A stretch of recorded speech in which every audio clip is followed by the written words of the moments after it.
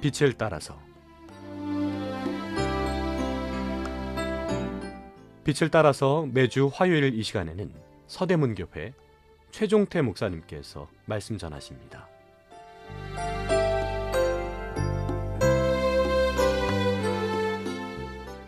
애청자 여러분, 안녕하십니까? 이번 시간은 복음에 대한 오해 두 가지를 상고해 보겠습니다. 복음에 대한 첫 번째 오해는 구원은 잃어버릴 수 없기 때문에 어떠한 생활을 해도 천국 가는 데는 문제가 없다는 생각입니다. 정말 그렇습니까? 한 번 구원은 영원하기 때문에 어떠한 죄를 지어도 천국 가는 데는 문제가 없을까요? 성경은 이런 점에서 명쾌하게 답변하십니다. 결코 그럴 수 없느니라. 로마서 6장 1, 2절입니다. 그런즉 우리가 무슨 말을 하리요? 은혜를 더하게 하려고 죄에 거하겠느냐? 그럴 수 없느니라.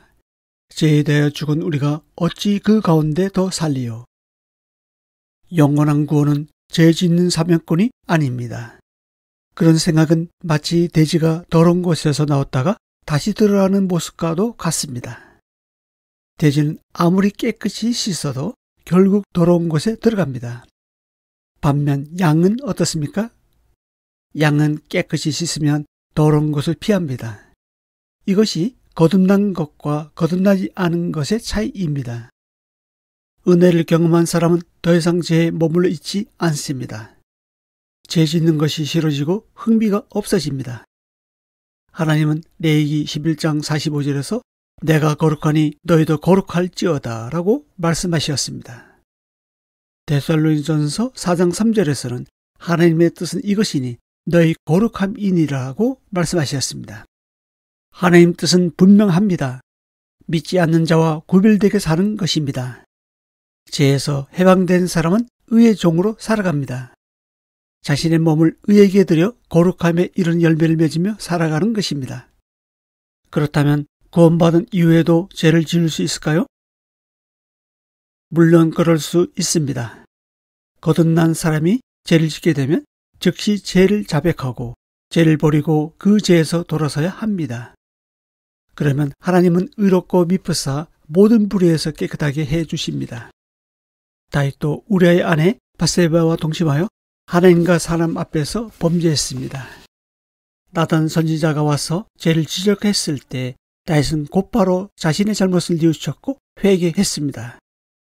그가 작성한 시편을 보면 구원의 즐거움을 회복하게 해달라고 하는 기도 내용이 나옵니다. 당시 다윗의 통회하는 마음을 엿볼 수 있습니다. 은혜를 경험한 사람은 더 이상 죄의 종으로, 즉 죄가 이끄는 대로 살지 않습니다. 하나님 말씀대로, 예수님의 명령대로, 성령님의 인도하심대로 살아갑니다.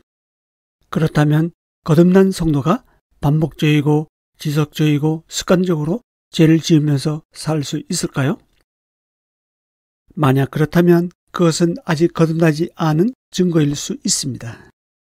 갈라디아서 5장 19절에서 21절, 고린도전서 6장 9절에서 10절, 에베소서 5장 3절에서 5절, 요한계시록 21장 8절, 22장 15절에 보면 육체의 일을 반복적, 습관적, 지속적으로 즐기는 사람은 하나님 나라에 합당하지 않다고 경고하고 있습니다.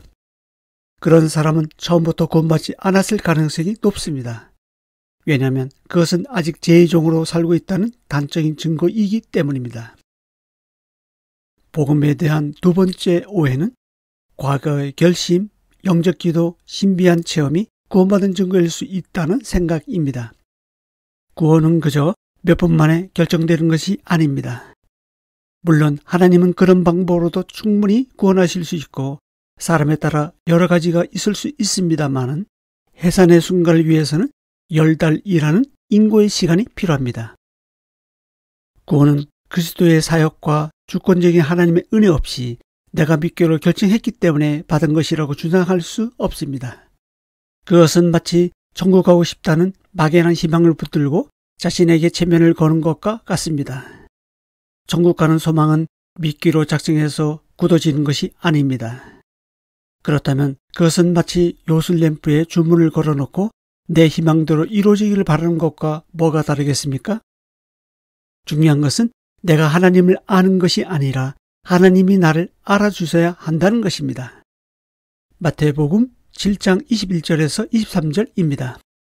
나더러 주여 주여 하는 자마다 다 천국에 들어갈 것이 아니요 다만 하늘에 계신 내 아버지 뜻대로 행하는 자라야 들어가리라.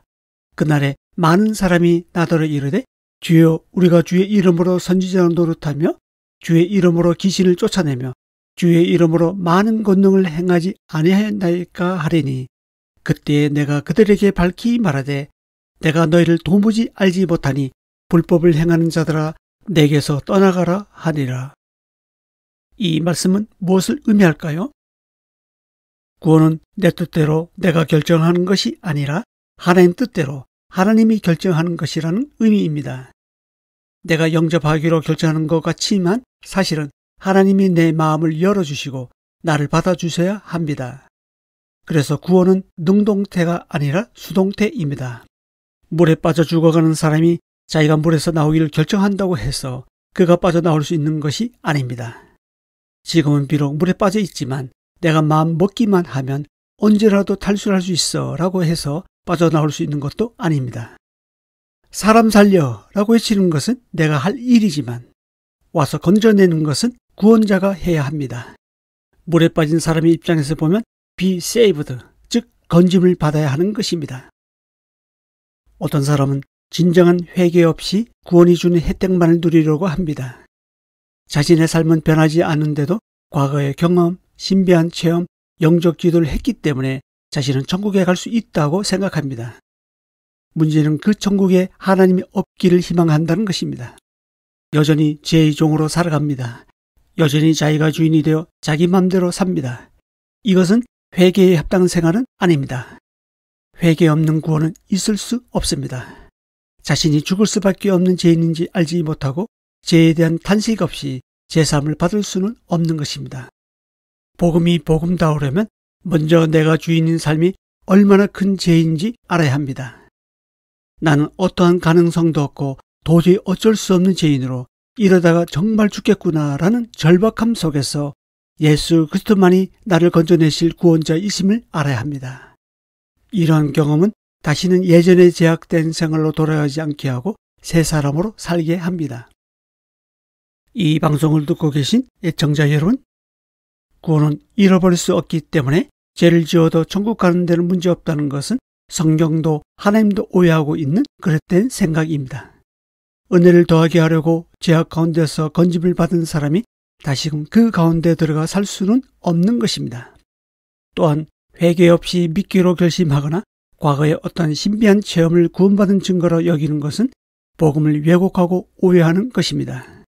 출생에 관하여 태어날 아기가 스스로 결정할 수 있는 것이 아무것도 없는 것처럼 거듭남 역시 전적인 하나님의 주권적인 은혜로 이루어집니다. 여러분은 이러한 오해 없이 구원의 복음의 기쁨 가운데 거하는 삶을 살 수 있기를 바랍니다. 다음 시간은 구원의 목적에 대해 말씀드리겠습니다. 감사합니다.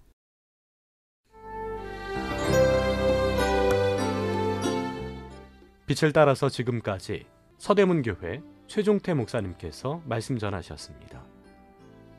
오늘 말씀 들으시고 신앙생활에 도움받기 원하시는 분들 지역번호 02-3141-5853 3141국에 5853번 서대문교회로 전화하시기 바랍니다.